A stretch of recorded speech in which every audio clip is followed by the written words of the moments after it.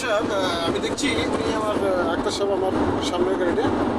আমি এখন আক্তার সাহেব ওভারটেক করতে চেষ্টা করছি।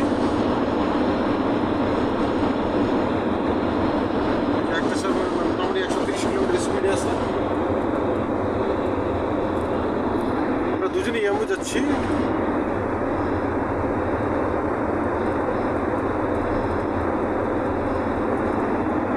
আক্তার ভাই আমি যাচ্ছি ইয়ামুতে। ইনশাআল্লাহ আমরা মানে হাইওয়েতে আছি, 130 স্পিডে গাড়ি চালাচ্ছে, চলছে গাড়ি, যাত্রাবাড়ি।